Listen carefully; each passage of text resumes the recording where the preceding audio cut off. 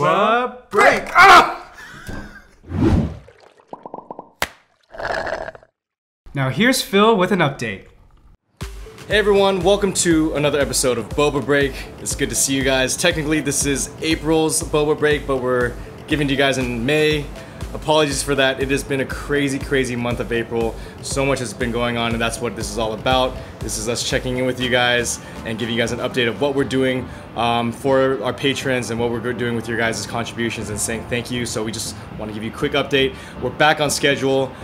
So sorry that Boba Break got kind of pushed a little bit towards the very end or into the next month, but let's just get right into it. First of all, I am in New York. As you can see, New York City. It's beautiful here. The reason why I'm here is because I'm here for the YouTube Creator Summit. It's an annual huge event where YouTube brings all of like its biggest creators for like a big powwow and a lot of events and talks and parties and stuff to kind of update us on what they're doing and also hear from us of what we think of how they're doing. Always really inspired and always very grateful that we get to be included in this because there's like 100+ creators, you know, that get invited, and they're super famous and super popular and super powerful, and we're just glad to be in the room with them and get to contribute to the conversation.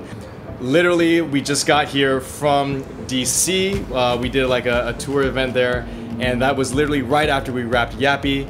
And yes, that is correct. We have wrapped Yappy. We're Rappy on Yappy. 12 full days. That spanned over a whole month of April. That's why a lot of this Patreon stuff kind of is a little late. We were so busy just shooting and traveling, but we're done. We're done, and it's so exciting because you know, it's just a huge daunting project that we took on all by ourselves, but thanks to you guys we were able to do it, and now we're in post-production. Now we're going to be editing, and we're so excited to share with you guys. If you didn't know yet, we actually released a little sizzle reel to show you guys what the production was like on our main channel. So if you haven't watched it yet, definitely go check it out so you can see what the production was like. So now that we're wrapped on Yappy, what's next for Wong Fu? Well, first of all, yes, we have to edit, and it's going to be a very big deal when we release, so stay tuned for all the fun updates, and maybe we're going to do some live streams as we finish up post-production. But for you guys, first of all, we have the pins that are finally ready to go to send out to you guys. Thank you so much for your patience as we got them produced, and thank you so much for your loyalty, sticking with us so that you guys can have the pins. Our silver care holders have been with us for now 3 months, and obviously the gold care holders too. Thank you for being with us. We're going to hand package and mail out the pins to you guys this week, so be on the lookout for it arriving in your mail, or maybe an email if we have to like check on your mailing address. But yeah, really excited for you guys to get them, and hopefully you can sport them proudly, and you know, just know that you really are helping Wong Fu in a way that, you know, no one else is, and it really makes a difference. We have a new Awesome Adventures coming out that's featuring Kathy Nguyen. She's Wong Fu fan from the beginning, and it's her first time being animated. It's the first time that we're kind of doing a story from someone outside of the core Wong Fu office, so can't wait for you to see her story. Also, we have new merch coming. There's some brand new designs that Jen and Wes worked on, and they're super fun, very cute.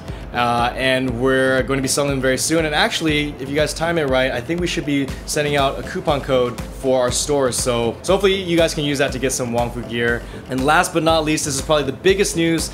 We have 2 huge events that are coming to Los Angeles and San Francisco. Identity LA is May 12th. That's like in a week basically. It's going to be a huge show. We did it last year. 9,000 people came out to see Dean and us, the duo.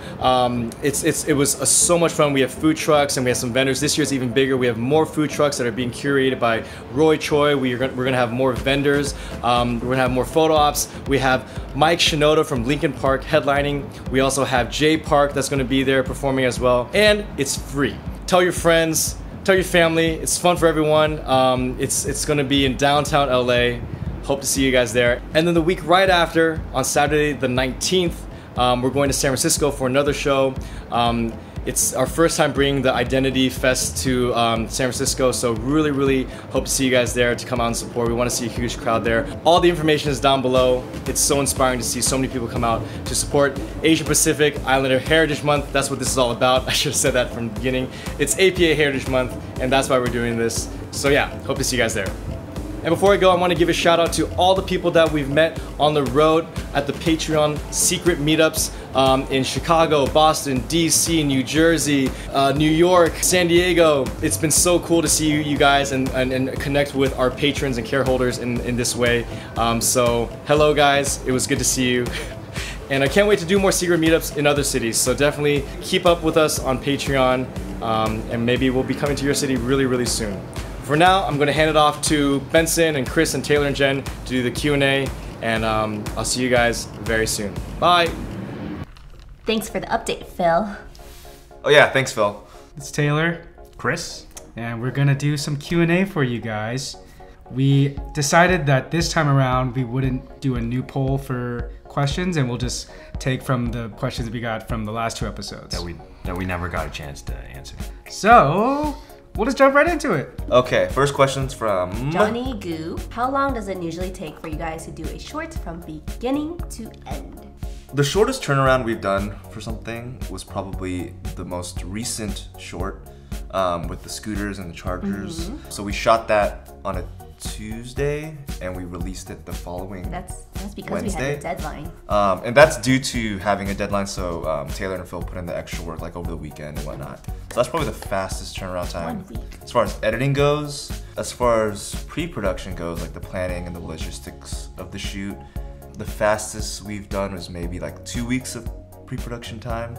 But generally it's about 3 to 4 weeks of pre-production for like a 1-day shoot. As far as Yappy goes, that was like a 2 to 3 month of pre-production, and we're in post-production now, so that'll be about a 2-month roughly process. Depending on the scale of the project determines how much time we put into it. Ashley Budawarman, what kind of cameras do you guys shoot on? Do you guys use the Red cameras, Arri cameras, or other high-resolution cameras? Chris is our DP on a lot of his sets, so he's the perfect person to ask. We use different cameras. We mostly shoot with the Sony A7S Mark IIs. And then like for Yappy, we got a chance to shoot on the Arri Alexa Mini. It's been really cool to work with that new camera for Yappy. It's a new arena for us, and it looks good. Hopefully you guys Could tell, yeah. Yeah. Chris did a great job. Yeah, with everybody. It's also different lenses. Lenses are also important, okay? Lenses are actually more important than the camera. More important. More according important to than the the camera. Tiger Belrose, my question is, if Wong Fu never existed, do you guys think you would still pursue the film industry some other way, or go into something else? If so, what would that something else be? That's an interesting question because a lot of us were inspired by Wong Fu to pursue this industry because they were like really, pioneers within the Asian American community. So if Wong Fu never existed, would I have had that initial inspiration? Right. Okay. Like the first time I picked up like a camcorder, I was like a young child. This is probably before I knew what Wong Fu was, so I think there might still be a chance. Wong Fu definitely had a big impact on my decision. But yeah, if they never existed, I don't know about film, but I guess I would gravitate towards the entertainment media side of things in general. So I would pursue the film industry in some other way. I think it would probably be somewhere along the lines of what I'm doing right now, but it would be probably going down a different path. I think I've been pretty fortunate at Wong Fu that so early on I'm able to, be creative and collaborate with people at a higher level. I think Wong Fu really inspired me. I think you too, growing up in like instilling that, oh yeah, it's possible for like people like us with our complexion to pursue film industry, pursue a job in the film industry. That's kind of the same for me. Like even if I didn't watch Wong Fu or was a fan growing up, I already had an interest in the arts and in film. But yeah, Wong Fu gave me confidence too, that there is opportunity out there. would I go into something else? I have a psych degree. Okay, what am I thinking? I'm not telepathic, okay. How did you know? Okay, Linda asks, well, she says, I love Marvel movies, and then she asks, which superhero is your favorite? We just watched Avengers So let's say of the Avengers. My favorite is probably Chris Pratt. I thought Thor was pretty cool in that. Going into the Avengers, Thor was my least favorite. Yeah. Like I liked Hawkeye better than I liked Thor. Thor was pretty awesome in this He one. was pretty cool. He was pretty hot too. The hair. I like Thor. He's a very good looking chap. He's very tall. I think especially in like Infinity War, and he has like a good sense of humor. Sounds like you want to date this guy. You want to give him a Thor Ragnarok, you know? Put a little ring on it. Is she considered a superhero? Black Panther's sister? She's pretty cool. I think so. Shuri?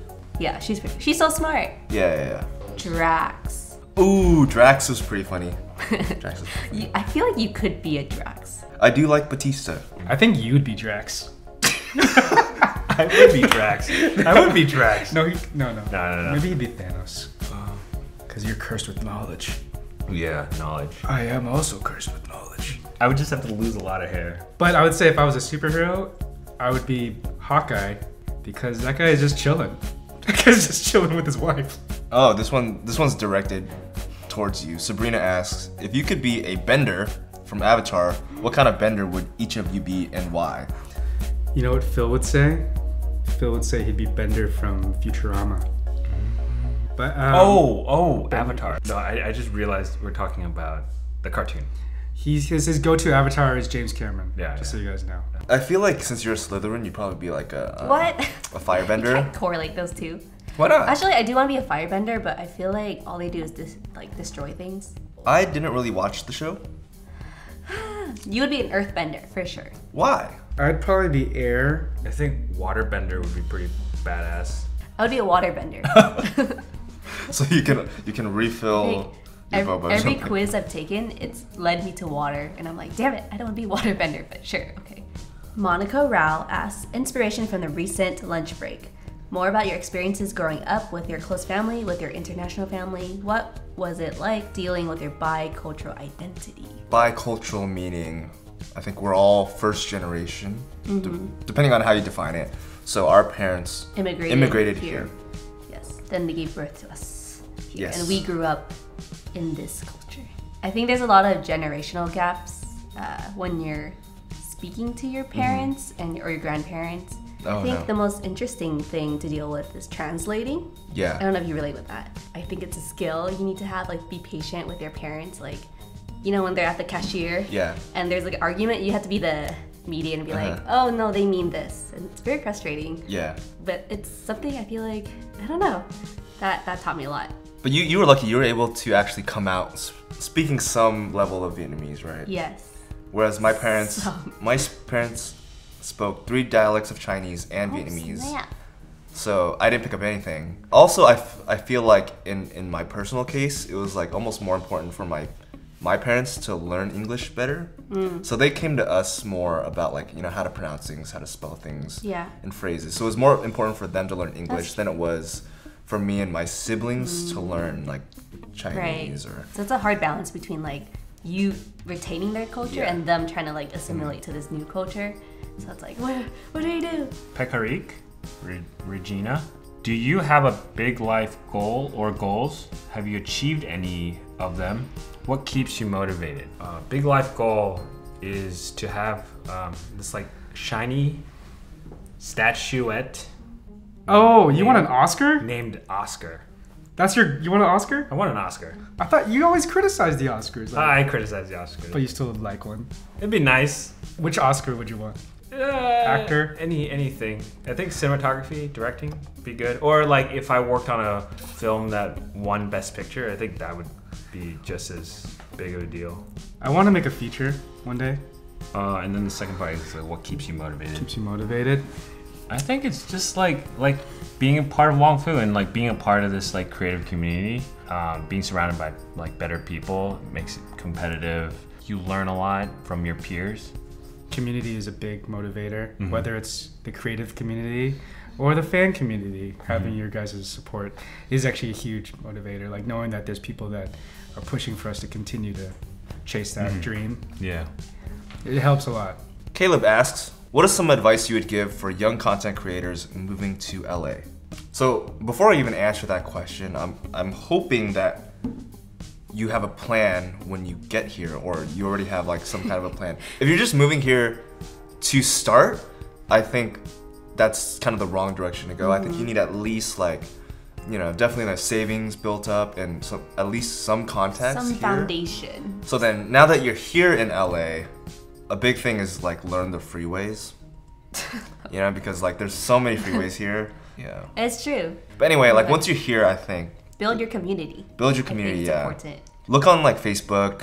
Like there's events all around town all the time that you can just go to and kind of network based on what your interests are. I guess if you're in LA, you're there to soak up all those opportunities. So yeah, go find them. Just go do it. Yeah. That's all the time we have for questions. Thank you guys for sending all your questions. Once again, this is April's Boba Break. Don't worry, you're still gonna get one for May. So keep an eye out for our post because we're gonna do another round of questions for the next Boba Break. And in general, just keep out for notifications because we'll be updating you about new live streams, wallpapers, The pins. pin deliveries. We're working on that and other stuff. And secrets that only you guys get. But thank you guys for watching, and we'll see you guys in the next Boba Break. All right. Bye. Bye.